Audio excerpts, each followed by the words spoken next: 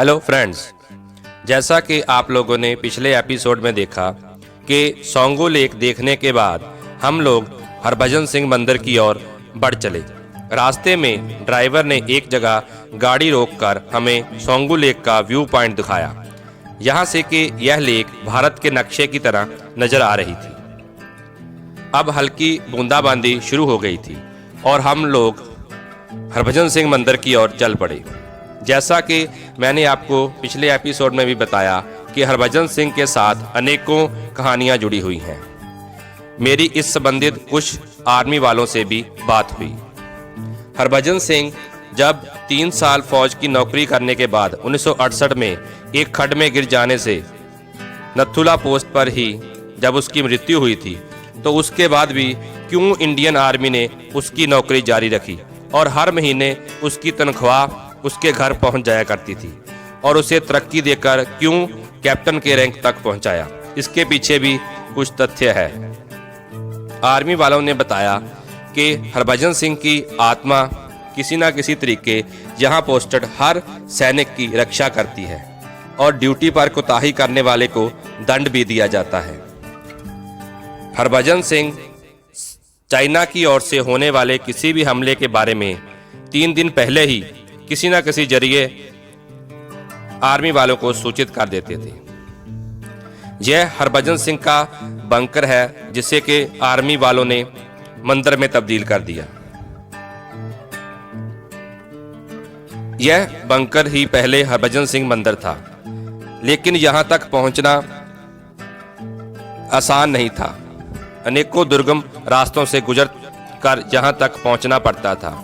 इसलिए आर्मी वालों ने 23 सिख पंजाब रेजिमेंट ने यहां पर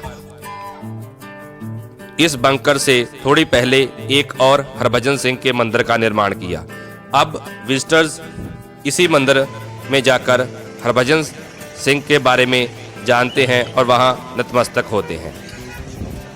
जैसा कि मैं आपको बता रहा था कि हरभजन सिंह को बकायदा छुट्टी पर भी भेजा जाता था।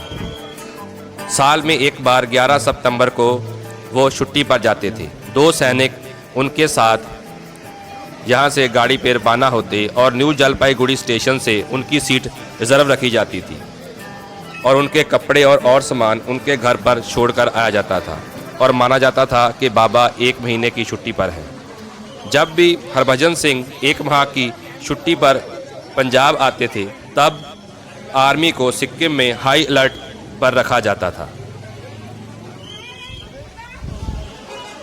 हरभजन सिंह के होते हुए आर्मी को वहां पर कोई दिक्कत नहीं थी, क्योंकि सिक्किम एक ऐसा इलाका है यहाँ पर चाइना बार बार हमला कर इसे हथियाने की कोशिश करता रहा है।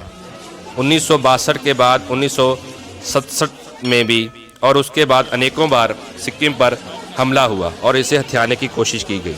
हर बार हरभजन सिंह ने इस हमले की पहले ही जानकारी दे दी और आर्मी को सतर्क कर दिया। इस मंदिर में हरभजन सिंह से संबंधित ऑफिस बनाया गया है। यहाँ उसका हाजिर रजिस्टर रखा गया है।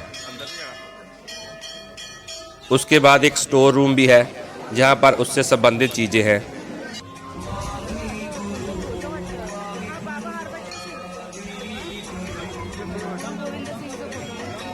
हरभजन सिंह 2006 में आर्मी से रिटायर हो गया, क्योंकि कानून के मुताबिक जब उम्र पूरी हो जाए तो उसे रिटायर करना पड़ता था।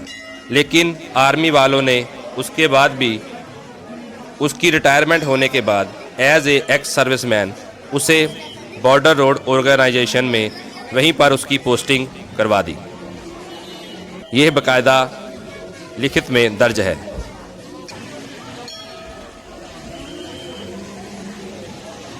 जरूर हरभजन सिंह के बारे में आर्मी वालों का जो इतना विश्वास है, इसमें कुछ ना कुछ तथ्य तो होना ही चाहिए, नहीं तो क्यों इंडियन आर्मी एक अंधविश्वास जैसा कि हम सोचते हैं उसके लिए अपना मजाक उड़वाएगी।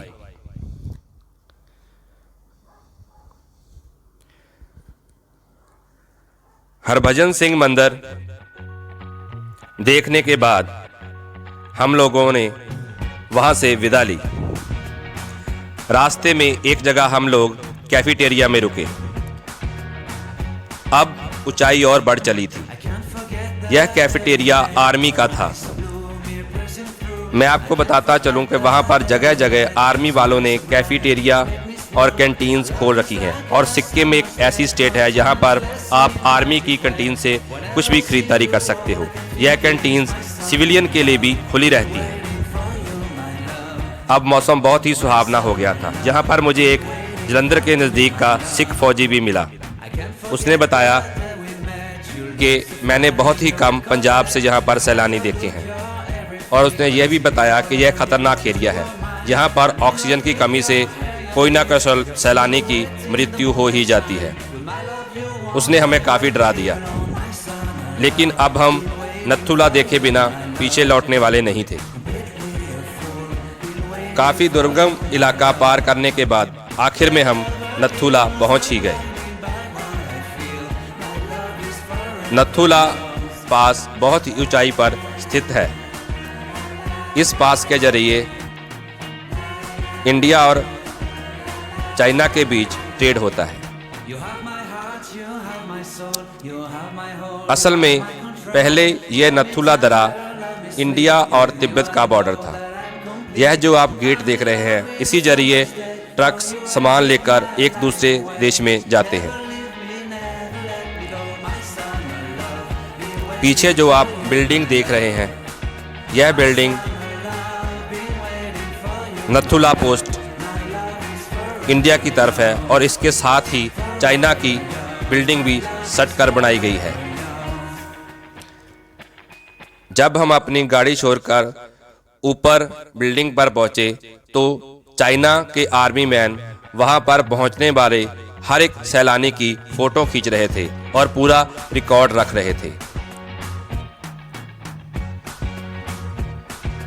अंदर हमें फ़ोटो नहीं खींचने दी गई, इसलिए अंदर पोस्ट का व्यू मैं आपको नहीं दिखा पाऊंगा। यहाँ वाकई ही ऑक्सीजन की काफ़ी कमी थी, क्योंकि यह बहुत ऊंचाई पर था। हम लोगों ने तकरीबन आधा घंटा इस सुहावने मौसम में गुजारा। जैसा कि मैं आपको बता रहा था कि चाइना का कभी भी कोई भी बॉर्डर इंडिया के साथ नहीं लगता था। हमारा बॉर्डर तिब्बत के साथ था, जिस पर के चाइना ने कब्जा करके उसे अपना हिस्सा बना लिया। नथुला पास से जल्दी ही हमें जाने को जी नहीं कर रहा था, लेकिन फिर आर्मी वालों ने वहाँ पर हमें ज़्यादा रुकने नहीं दिया, क्योंकि अब वापसी के लिए हमें फिर से 4 घंटे का सफ़र करना था।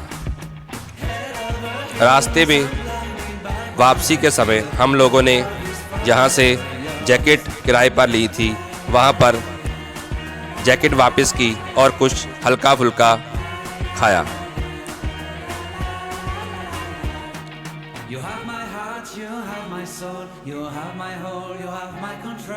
नथुला पास का यह हमारा सफ़र बहुत ही यादगार था।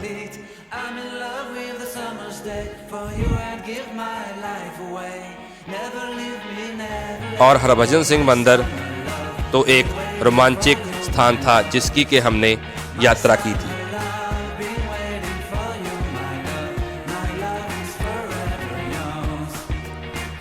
चार घंटे का सफ़र करने के बाद हम तकरीबन शाम को अपने होटल गैंगटॉक पहुंच गए, और वहां पहुंचकर हम लोगों ने डिनर किया और हम लोग नेक्स्ट डे की प्लानिंग करने लगे। नेक्स्ट डे हमें सिटी टूर करना था। हमें पूरा गैंगटॉक सिटी घूमना था। गैंगटॉक एक बहुत ही सुंदर शहर है, और यहाँ घूमकर मुझे ऐसा लगा कि जैसे मैं किसी इंडिया के शहर में नहीं बल्कि किसी यूरोप के शहर में घूम रहा हूँ। यहाँ पर लोग डिसिप्लिन्ड हैं, कोई भी सड़कों पर कुछ भी नहीं फेंकता और लोग फुटपाथ पर ही चलते हैं। तो नेक्स्ट एपिसोड में आप देखेंगे गैंगटॉक सिटी।